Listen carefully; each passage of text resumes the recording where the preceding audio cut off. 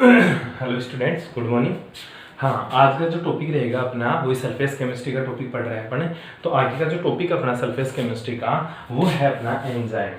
ठीक है, मतलब एंजाइम के इस बात की बात है। अपना जो टॉपिक रहेगा वो रहेगा उत्प्रेरक। ठीक है, उत्प्रेरक कैटेलिस्ट है। ठीक है, कैटेलिस्ट क्या बोलेंगे इसको? उत्प्रेरक। ठीक है, उत्प्रेरक। ठीक है, उत्प्रेरक मतलब कैटेलिस्ट। तो इसी से रिलेटेड अपना टॉपिक रहेगा। पहली बात तो ये आपने ये चैप्टर पढ़ रखा है 10th क्लास में भी। अब पहली बात आती है सर मेरा कैटेलिस्ट क्या होता है, उत्प्रेरक क्या होता है। उत्प्रेरक वे पदार्थ होते हैं, हिंदी मीडियम में बात करें तो उत्प्रेरक क्या होते हैं सर? उत्प्रेरक वे पदार्थ होते हैं जो रासायनिक अभिक्रिया के वेग को तो परिवर्तित कर देते हैं। उत्प्रेरक क्या होते हैं? उत्प्रेरक सर वे पदार्थ होते हैं जो रासायनिक अभिक्रिया के वेग को तो परिवर्तित कर देते हैं परंतु स्वयं के द्रव्यमान और संगठन को अपरिवर्तित रखते हैं। अब बात आती है कैटेलिस्ट। सर कैटेलिस्ट ऐसे सब्सटेंस होते हैं जो रेट ऑफ रिएक्शन में चेंज करते हैं, जो रिएक्शन की रेट में क्या करते हैं? Change in rate of reaction. ठीक है, change in rate of reaction. Rate of reaction मतलब रासायनिक अभिक्रिया के वेग में क्या करेंगे?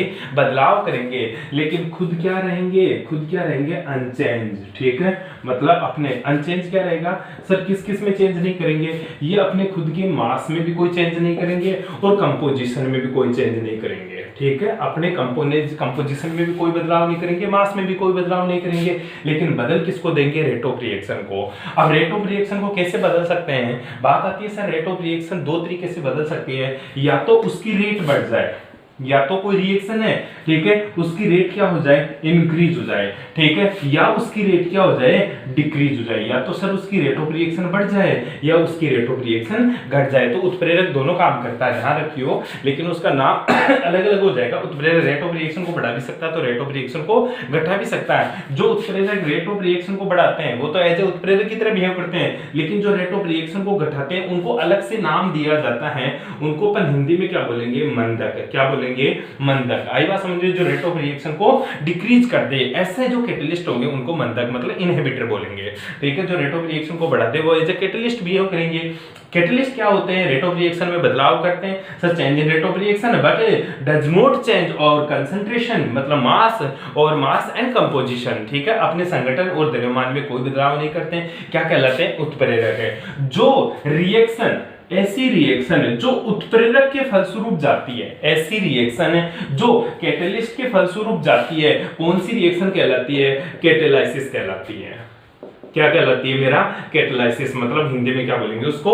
उत्प्रेरण बोलेंगे। क्या बोलेंगे? उत्प्रेरण। ध्यान रखना, जो रिएक्शन कैटेलिस्ट के फलस्वरूप संपन्न होती है, ऐसी अभिक्रिया जो उत्प्रेरक के द्वारा संपन्न होती है, कौन सी अभिक्रिया कहलाती है? उत्प्रेरण अभिक्रिया कहलाती है। तो ध्यान रखना, उत्प्रेरक और उत्प्रेरण दोनों एक ही है, बस जो अभिक्रिया उत्प्रेरक से फलस्वरूप संपन्न होती है उसी अभिक्रिया को उत्प्रेरण कहते हैं। मतलब जिस अभिक्रिया में उत्प्रेरक का प्रभाव जनरेट हो वह क्या कहलाता है? उत्प्रेरण। ऐसी अभिक्रिया जिसमें उत्प्रेरक का प्रभाव उत्पन्न हो क्या कहलाता है मेरा? उत्प्रेरण मतलब कैटेलाइसिस कहलाता है। आई बात समझ में? अब बात आती है सर उत्प्रेरक कितने टाइप के होते हैं? उत्प्रेरण भी क्या होता है? उत्प्रेरण भी दो तरह का होता है, उत्प्रेरक भी अपन बहुत सारे पढ़ेंगे। वो देख, उत्प्रेरण और उत्प्रेरक दोनों को एक ही साथ लेके चलते हैं अपन।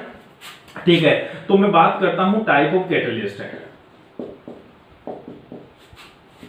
ठीक है सर, मेरा टाइप ऑफ कैटेलिस्ट है। कैटेलिस्ट कितने टाइप का होता है वो देखते हैं। सर कैटेलिस्ट वैसे तो बहुत टाइप के होते हैं, लेकिन अपन बात करते हैं जो कैटेलिस्ट अपने कोर्स में है उसी की बात करेंगे। पहला जो कैटेलिस्ट होगा वो होगा तेरा पॉजिटिव कैटेलिस्ट है। ठीक है, पॉजिटिव कैटेलिस्ट है।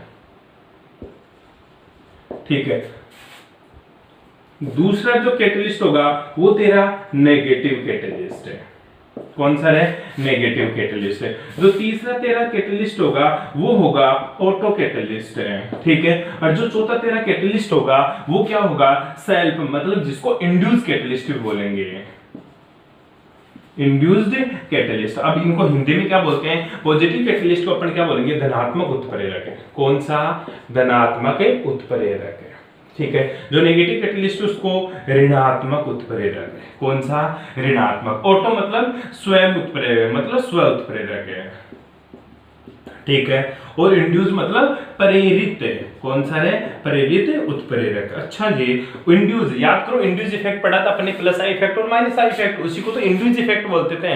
प्लस आई इफेक्ट माइनस आई मतलब पॉजिटिव इंड्यूस इफेक्ट और नेगेटिव इंड्यूस इफेक्ट। इंड्यूस का मतलब होता है प्रेरित करना, उसको प्रेरण प्रभाव भी बोलते थे हिंदी में, ठीक है, उसी से बनाते ना प्रेरण, प्रेरित उत्प्रेरक। अब बात आती है सर पॉजिटिव कैटलिस्ट क्या होता है, नेगेटिव कैटलिस्ट क्या होता है, ऑटो कैटलिस्ट क्या होता है, इंड्यूस कैटलिस्ट क्या होता है। इसी के साथ साथ अपन कैटलिस्ट में एक दो चीज की बात और करेंगे।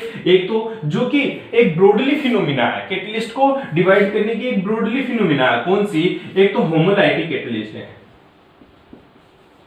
ठीक है, होमोलाइटिक कैटलिस्ट है, और दूसरी कौन सी, हेटेरोलाइटिक कैटलिस्ट है, ठीक है। एक तो होमोलाइटिक कैटलिस्ट है, एक तेरी हेटेरोलाइटिक कैटलिस्ट है। होमोलाइटिक मतलब क्या बोलेंगे इसको, समांगी उत्प्रेरण, समांगी उत्प्रेरक, ठीक है। और हेटेरोलाइटिक को क्या बोलेंगे, विषमांगी उत्प्रेरक। क्या रहे, विषमांगी उत्प्रेरक, ये ध्यान रखना। एक तो क्या होता है होमोलाइटिक, एक क्या होता है तेरा हेटेरोलाइटिक, एक तो समांगी और दूसरा क्या होगा तेरा विषमांगी उत्प्रेरक। ध्यान रखना, बस इन्हीं की बातें करेंगे पूरे सिलेबस में अपने। कैटलिस्ट नाम का जो टॉपिक है, ठीक है, उसमें इन्हीं की बातें करेंगे, ठीक है। इसी के साथ एक छोटा सा कैटलिस्ट और पढ़ेंगे अपन इन्हीं कैटलिस्ट के बाद में। एक तो तेरा एंजाइम कैटलिस्ट, ठीक है, कौन सा, एंजाइम, ठीक है, एंजाइम कैटलिस्ट की बात करेंगे। इसी तरह एक तेरा जियोलाइट की बात करेंगे, ठीक है, एक तेरा जियोलाइट कैटलिस्ट की बात करेंगे। मतलब एक तो तेरा एंजाइम कैटलिस्ट है, ठीक है, एंजाइम उत्प्रेरक है, ठीक है, और दूसरा तेरा जियोलाइट उत्प्रेरक है, कौन सा, जियोलाइट उत्प्रेरक। इन्हीं उत्प्रेरकों की बात करेंगे, एक तो एंजाइम कैटलिस्ट है, एक तेरा जियोलाइट कैटलिस्ट है, इन्हीं की बात और करेंगे। आई बात समझ में, तो इन्हीं कैटलिस्ट की बात करेंगे। अब पहले एक एक की बात करते हैं। सबसे पहले मैं बात करता हूं मेरा पॉजिटिव कैटलिस्ट क्या होता है, ठीक है, सबसे पहले बात करेंगे पर पॉजिटिव कैटलिस्ट है। हाँ जी, पहली बात करते हैं पर पॉजिटिव कैटलिस्ट है, ठीक है। पॉजिटिव कैटलिस्ट को क्या बोलेंगे अपन, धनात्मक उत्प्रेरक। क्या बोलेंगे, धनात्मक उत्प्रेरक। हिंदी मीडियम में इसको क्या बोलेंगे, धनात्मक उत्प्रेरक। अब क्या होता है धनात्मक उत्प्रेरक है, धनात्मक उत्प्रेरक है वे सब्सटेंस होते हैं, ठीक है, these substance are increase the rate of reaction that is called positive catalyst. वे सब्सटेंस जो रासायनिक अभिक्रिया के वेग को बढ़ा देते हैं, क्या कहलाते तेरे, धनात्मक उत्प्रेरक। बस इतनी सी की बात है, कोई ज्यादा इसकी मोटी डेफिनेशन नहीं है। आई बात समझ में। धनात्मक उत्प्रेरक के साथ अपन बात करेंगे वे सब्सटेंस जो रासायनिक अभिक्रिया, वे यौगिक है, वे पदार्थ जो रासायनिक अभिक्रिया के वेग को बढ़ा दे, कौन से उत्प्रेरक कहलाएंगे, धनात्मक उत्प्रेरक। और इस फिनोमेना को क्या बोलेंगे अपने, धनात्मक उत्प्रेरण। आई बात समझ में। तो ऐसे कैटलिस्ट कौन कौन से हैं जो सर रेट ऑफ रिएक्शन को बढ़ाते हैं। फॉर एग्जांपल अपन हेबर विधि की बात करते हैं। कौन सी विधि की बात है, हेबर विधि की बात है, ठीक है। हेबर विधि के अंदर जो अपन यूज करते हैं कैटलिस्ट है, वो रेट ऑफ रिएक्शन को बढ़ा देते हैं। कैसे, जैसे बात करें अपन, हेबर विधि क्या होती है, N2 plus 3H2 equals to क्या हो जाता है, 2NH3। N2 plus 3H2 equals to 2NH3। इसमें जो कैटलिस्ट यूज करते हैं अपन, वो Fe यूज करते हैं। अच्छा गुरुजी, Fe यूज करना जरूरी है क्या? अगर तू Fe कैटलिस्ट यूज नहीं करेगा तो ये रिएक्शन बहुत स्लो होगी। क्या होगी, बहुत स्लो, ठीक है। ये रिएक्शन कैसी होती है, धीरे धीरे पॉसिबल होती है, ध्यान रखना इस चीज को। जैसे एक दूसरे के रिएक्शन की बात करें, जैसे हाइड्रोजन पेरोक्साइड होता है, कौन सा, हाइड्रोजन पेरोक्साइड। एक आपकी बुक में एग्जांपल दे रखा है, डिकम्पोजिशन ऑफ हाइड्रोजन पेरोक्साइड। अब हाइड्रोजन पेरोक्साइड क्या होता है, decomposition, decomposition of hydrogen peroxide, ठीक है। हाइड्रोजन पेरोक्साइड का डिकम्पोजिशन, हाइड्रोजन पेरोक्साइड होता क्या है, हाइड्रोजन पेरोक्साइड होता है H2O2, ठीक है, H2O2। जब ये टूटता है ना, जब ये टूटता है तो किसमें बदलता है सर, H2O में और किसमें, O2 में। किसमें बदलता है, H2O में और किसमें, O2 में। ये क्या रहेगा तेरा 2H2O, ठीक है, ये क्या बन जाएगा तेरा O2। इस चीज में ये ब्रेक हो जाता है। मतलब गुरुजी H2O2 क्या है, मेरा पेरोक्साइड है, H2 क्या है, मेरा वाटर है, अरे मेरा क्या है, गैस, ये मेरा क्या है, लिक्विड, और पेरोक्साइड भी मेरा क्या है, लिक्विड। जब ये रिएक्शन होती है without catalyst, decomposition of the hydrogen peroxide, first किसे, विदाउट कैटलिस्ट है, कैसे रे, विदाउट कैटलिस्ट। जब मैं ये रिएक्शन कराऊं विदाउट कैटलिस्ट है तो ये रिएक्शन होती है, तो इसकी एक्टिवेशन एनर्जी क्या होती है वो देख। इसकी जो एक्टिवेशन एनर्जी, इसकी जो एक्टिवेशन एनर्जी होती है ना वो 76 किलो जूल पर मोल होती है, 76 किलो जूल पर मोल। अब बात आती है गुरुजी एक्टिवेशन एनर्जी क्या होती है। ये क्या है मेरी एक्टिवेशन एनर्जी। कौन सी एनर्जी? Activation energy. हिंदी में क्या बोलेंगे? सक्रियण ऊर्जा। कौन सी रहे? सक्रियण ऊर्जा, एक्टिवेशन एनर्जी। अब बात आती है सर एक्टिवेशन एनर्जी क्या होती है, उससे पहले मैं आपको थोड़ा सा और बताता हूं। इन प्रेजेंस ऑफ कैटलिस्ट है, ठीक है, विदाउट कैटलिस्ट है, और दूसरी रिएक्शन दे अपन है विद कैटलिस्ट है। जब मैं इसमें कैटलिस्ट क्या यूज करूं, जब इसमें मैंने कैटलिस्ट यूज किया प्लेटिनम है, जब मैंने H2O2 की रिएक्शन कराई इन द प्रेजेंस ऑफ प्लेटिनम, किसकी प्रेजेंस में? प्लेटिनम की प्रेजेंस में, तो वही रिएक्शन हुई 2H2O जो कि मेरा लिक्विड है, ये भी मेरा क्या है? लिक्विड, और साथ में क्या निकल गया? H2 gas. आई बात समझ में? लेकिन अब जो एक्टिवेशन एनर्जी है ना, ये E1 मान लो, ये E2 मान लो। अब जो एक्टिवेशन एनर्जी है ना वो 57 किलो जूल, 57 किलो जूल पर मोल आई। ठीक है, अच्छा इस चीज से क्या समझे अपन, ये देख कि सर इसको पॉजिटिव कैटलिस्ट क्यों बोला।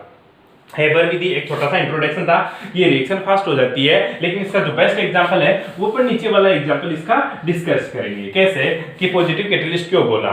जब H2O2 हाइड्रोजन पेरोक्साइड का डिकम्पोजिशन किया अपन ने विदाउट कैटलिस्ट, तो तेरे को कितनी एक्टिवेशन एनर्जी चाहिए? 76 किलो जूल पर मोल एनर्जी चाहिए। लेकिन जब तू विद कैटलिस्ट, किसका? प्लेटिनम कैटलिस्ट के साथ जब इसकी रिएक्शन करवा रहा है, तो प्लेटिनम के साथ जब इसकी reaction in the presence of the platinum catalyst, then the decomposition of the H2O2 is going to 2H2O liquid plus O2 gas। ठीक है, इसमें टूट रहा है, और यहाँ पे जो एक्टिवेशन एनर्जी 57 किलो जूल पर मोल। मतलब गुरुजी बात ऐसी है कि अगर आप कैटलिस्ट यूज करोगे तो आपको एक्टिवेशन एनर्जी कम देनी पड़ेगी। जब आप प्लेटिनम कैटलिस्ट यूज करोगे तो आपको एक्टिवेशन एनर्जी कम देनी पड़ेगी, इसलिए ये रेट ऑफ रिएक्शन को बढ़ा देता है। मतलब थोड़ी सी एनर्जी देते ही रिएक्शन प्रोसीज हो गई, यहाँ पे तेरे को ज्यादा एनर्जी देनी पड़ेगी एक्टिवेशन। आई बात समझ में? अब बात आती है एक्टिवेशन एनर्जी क्या होती है। ये जब मॉलिक्यूल्स है जब रिएक्शन करवाते हैं तो ये तेरे क्या होते हैं? सारे के सारे रिएक्टेंट होते हैं। क्या होते हैं? रिएक्टेंट। अब ये रिएक्टेंट क्या होता है? जब तक एक्टिवेट नहीं होगे ना तब तक एक दूसरे से स्ट्राइक नहीं करेंगे। क्यों? क्योंकि इन मॉलिक्यूल्स को रिएक्शन करने के लिए जरूरी है ये एक दूसरे के पास में है, मतलब एक्टिव स्टेट में हो। अब एक्टिव स्टेट में लाने के लिए तुझे क्या करना पड़ेगा? थोड़ी एनर्जी देनी पड़ेगी। अब देख, अगर कैटलिस्ट यूज नहीं करेगा तो तुझे ज्यादा एनर्जी देनी पड़ेगी इसको एक्टिवेट करने के लिए, और अगर तू कैटलिस्ट यूज करेगा तो तुझे कम एनर्जी देनी पड़ेगी इसको एक्टिवेट करने के लिए। इसलिए प्लेटिनम एज ए बिहेव कर रहा है कौन सा? पॉजिटिव कैटलिस्ट है। कैसा रहे? Positive catalyst. की सर रेट ऑफ रिएक्शन को भी बढ़ा रहा है। क्यों? क्योंकि सर एक्टिवेशन एनर्जी को डिक्रीज कर रहा है। जैसे इसका ग्राफ के अकॉर्डिंग बात करें एक, तो इधर मैं बात करता हूं किसकी? रिएक्शन कोऑर्डिनेट की। ठीक है, कोऑर्डिनेट की, रिएक्शन कोऑर्डिनेट मतलब अभिक्रिया निर्देशांक। और इधर मैं बात करूं एनर्जी, ठीक है, मैं इसके बीच में ग्राफ खींचू एक, तो दोनों रिएक्शंस के लिए एक्टिवेशन एनर्जी अलग अलग है। तो दोनों रिएक्शन, पहले वाली विदाउट कैटलिस्ट जब रिएक्शन होती है तो ऐसा ग्राफ जाता मेरा, ठीक है, मान ये मेरा ग्राफ यहां से रिएक्टेंट है, ठीक है, यहाँ पे क्या है? मेरा रिएक्टेंट, ठीक है, यहाँ पे कौन सी स्टेट है? मेरी इंटरमीडिएट स्टेट, और यहाँ पे कौन सा है? मेरा प्रोडक्ट। आई बात समझ में? जब ये था तो उस टाइम पे मैंने इसकी एक्टिवेशन एनर्जी, ये टोटल एनर्जी है, लेकिन मॉलिक्यूल्स तो यहाँ पड़े, यहाँ से लेकर यहाँ तक मॉलिक्यूल्स की कौन सी एनर्जी? एक्टिवेशन एनर्जी है। जब आपने कैटलिस्ट यूज नहीं किया, जब आपने कैटलिस्ट यूज नहीं किया, मतलब EA1, कौन सी रे? EA1, और कितनी आई थी? ये सर 76 किलो जूल पर मोल आई थी, 76 किलो जूल पर मोल। लेकिन जब तू इसकी जगह किसका यूज करेगा? जब तू यूज करेगा कैटलिस्ट, क्या यूज करेगा? कैटलिस्ट, तो इसकी एक्टिवेशन एनर्जी घट जाती है। कितनी? 56 किलो जूल पर मोल। पहले इसकी एक्टिवेशन एनर्जी यहां थी, अब इसकी एक्टिवेशन एनर्जी यहीं रह गई। आई बात समझ में? तो यहाँ पे तेरा 57 आएगा, यहाँ पे 76 किलो जूल पर मोल आएगी। बस ये इसका ग्राफ बनाना है रिएक्शन कोऑर्डिनेट के बीच में और एनर्जी के बीच में। आपको बताना है कि भाई एक्टिवेशन एनर्जी को डिक्रीज कर रहा है, इसलिए मेरा प्लेटिनम किसकी तरह बिहेव कर रहा है? एज ए पॉजिटिव कैटलिस्ट है। कोई प्रॉब्लम यहां तक है। अब आगे चलते हैं अपन नेगेटिव कैटलिस्ट की तरफ। अब नेगेटिव कैटलिस्ट क्या करता है भाई? ठीक है। नेगेटिव कैटलिस्ट करता कुछ ही नहीं है, negative catalyst rate of reaction को डिक्रीज कर देता है। क्या करता है? रेट ऑफ रिएक्शन को डिक्रीज कर देता है। ये तेरा पॉजिटिव कैटलिस्ट था। अब जो कैटलिस्ट आएगा वो तेरा कौन सा आएगा? नेगेटिव कैटलिस्ट, जिसको क्या बोलते हैं अपन? मंदक भी बोलते हैं। क्या बोलेंगे? मंदक या निरोधक भी बोलेंगे। कैसे? जैसे पहली बात तो पहला था, अब दूसरा नेगेटिव, ठीक है, नेगेटिव कैटलिस्ट है। नेगेटिव कैटलिस्ट को ऋणात्मक उत्प्रेरक या फिर इसको मंदक या फिर इसको निरोधक, ठीक है, मंदक या फिर इसको निरोधक भी बोलते हैं। ये हिंदी में तो बहुत सारे नाम मिलेंगे आपको, इंग्लिश में नेगेटिव कैटलिस्ट या इनहिबिटर भी बोलते हैं इसको, ठीक है। अब ये क्या करता है सर? नेगेटिव कैटलिस्ट क्या करता है? Rate of reaction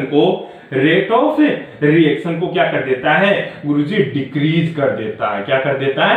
decrease. Sir ये रेट ऑफ रिएक्शन को क्या कर देता है? डिक्रीज कर देता है, इसलिए इसको ऋणात्मक उत्प्रेरक कहते हैं। फॉर एग्जांपल जैसे अपन ने अभी बात बताई, मैंने आपको बताया कि H2O2, क्या? H2O2 जब सिंपल सा है, इसका मैंने क्या किया, ये लिक्विड था, विदाउट कैटलिस्ट जब इसकी रिएक्शन करवाया तो ये स्लो रिएक्शन हो रही थी, मतलब ठीक ठाक पोजीशन में हो रही थी। तो क्या टूट रहा था? H2O प्लस O2, ये भी मेरा लिक्विड है और ये मेरा कौन सा है? गैस है, ठीक है। तो ये रिएक्शन, मान ली इसकी रेट ऑफ रिएक्शन कुछ थी, ठीक है, ये x वेलोसिटी मतलब 10 मिनट में ये रिएक्शन प्रोसीड हो रही थी, ठीक है। जब मैंने इसमें यूज किया क्या? निकिल के प्लेटिनम कैटलिस्ट 2H2O2, ठीक है, ये लिक्विड था और मैंने क्या यूज कर लिया था? प्लेटिनम कैटलिस्ट है, और इसमें 2H2O प्लस O2, ये मेरी गैस है, ये मेरा लिक्विड है, ठीक है। तो ये रिएक्शन प्रोसीड होने लग गई थी, 5 मिनट में ही कंप्लीट हो गई थी, ठीक है। लेकिन इस प्लेटिनम की जगह अगर मैं दूसरा कैटलिस्ट यूज करूं लाइक गिल्सरोल,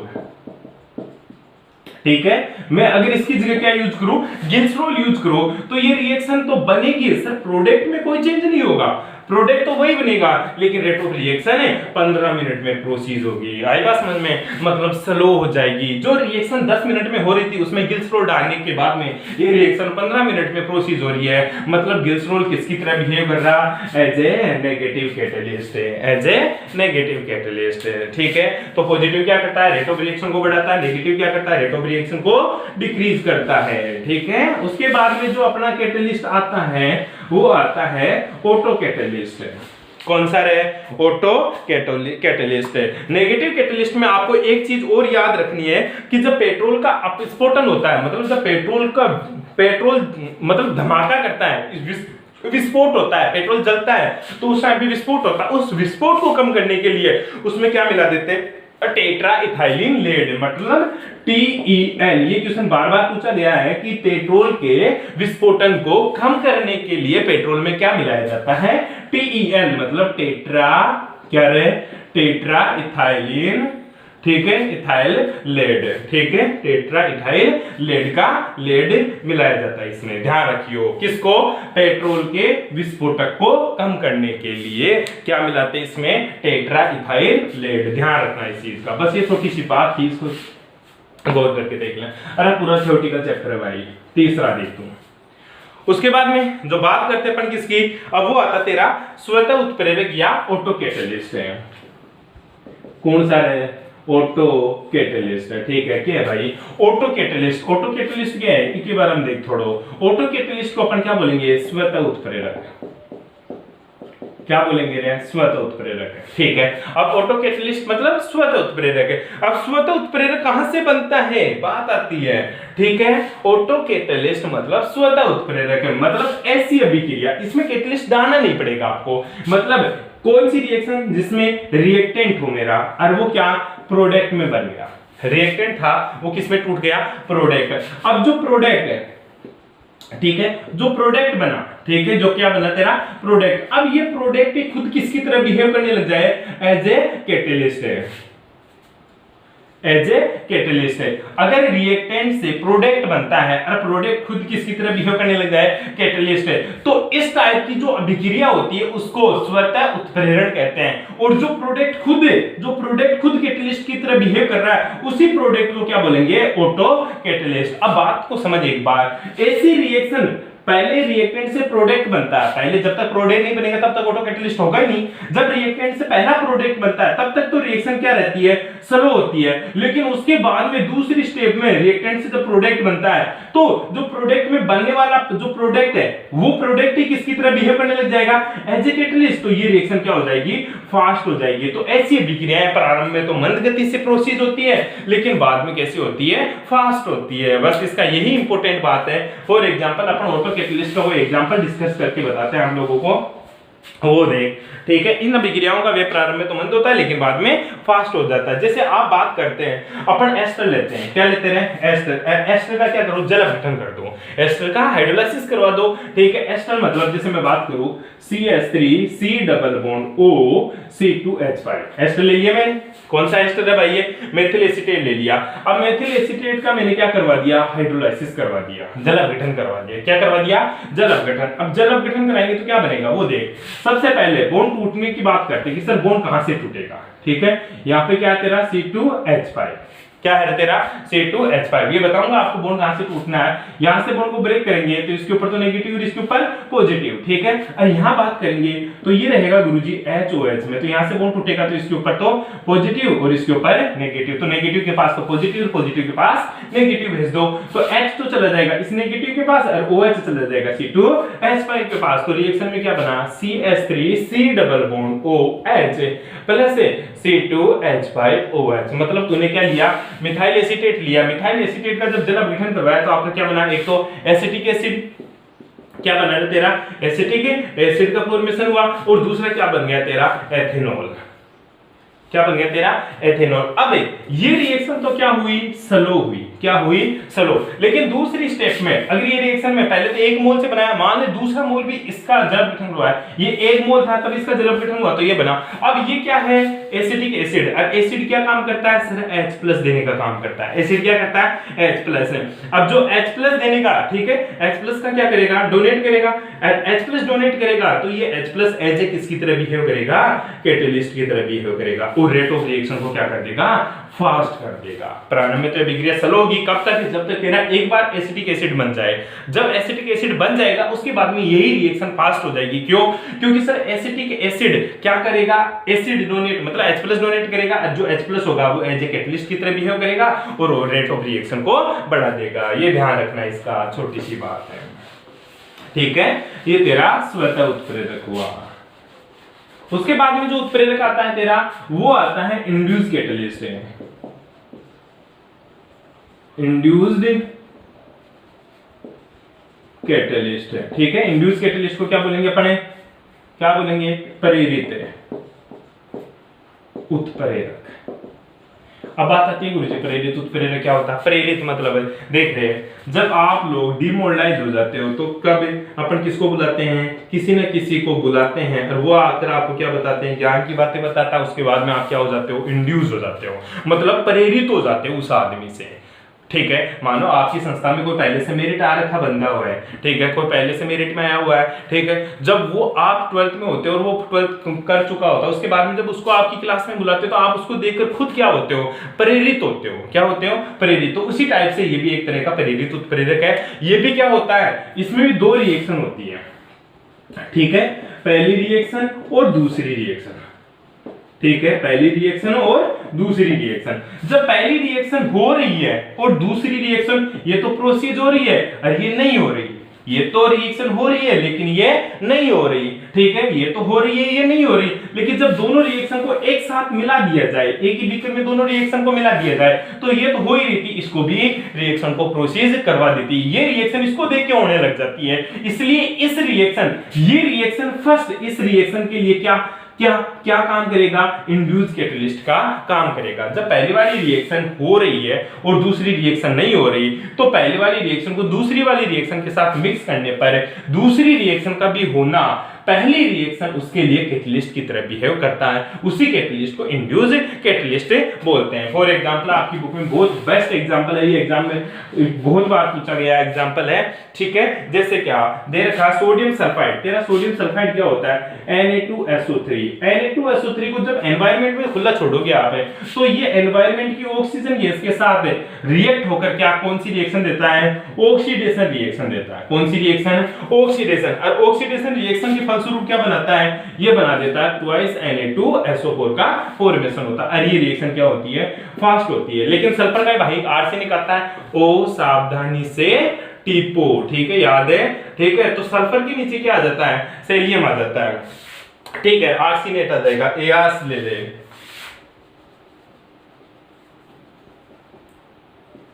ठीक है। अब अगर सल्फर की जगह में क्या ले लूं, आर्सेनिक ले लूं, क्या ले लूं, आर्सेनिक। अब दे बात आती है सोडियम, परंतु सोडियम की जगह सॉरी सल्फर की जगह, इस सल्फर की जगह मैंने क्या ले लिया, आर्सेनिक ले लिया। आर्सेनिक क्या होता है Na2AS सॉरी Na2 नहीं आएगा, Na3, हाँ Na3ASO3, ठीक है, Na3ASO3, ठीक है। जब मैं ये यूज करूं, ऑक्सीडेशन करवाऊं इसके साथ तो कोई रिएक्शन नहीं होगी। लेकिन जब इन दोनों की मैं एक साथ रिएक्शन कराऊं, कैसे कि सर मैं करवा रहा हूं Na2SO3 में मिला दिया क्या, Na3ASO3। अब इसका क्या करवाया मैंने, ऑक्सीडेशन करवाना है, मैंने क्या करवाना है, इसका ऑक्सीडेशन। अब मैं इसका ऑक्सीडेशन कराऊं तो ये रिएक्शन प्रोसीड होगी, कैसे होगी, जैसे Na2SO4 प्लस Na3ASO4, इस तरह से दोनों का ऑक्सीडेशन हो जाएगा। इसका भी ऑक्सीडेशन हो गया और इसका भी क्या हो गया, ऑक्सीडेशन हो गया। इस तरह से बात करते हैं कि ये रिएक्शन प्रोसीड होती है अपनी, ठीक है, कर लोगे ऐसा। अब देखो इसको इंड्यूस कैटलिस्ट क्यों बोला, देखो गुरुजी Na2SO3 थी, ये ऑक्सीजन से रिएक्शन करी, मतलब इसका ऑक्सीडेशन हुआ, वायु की उपस्थिति में ऑक्सीकरण हुआ और प्रोडक्ट का फॉर्मेशन कर लिया। लेकिन बात आई जब मैंने सल्फर को आर्सेनिक से रिप्लेस किया, ठीक है, तो सर ये रिएक्शन प्रोसीड ही नहीं हुई, मतलब इसका ऑक्सीडेशन हुआ ही नहीं।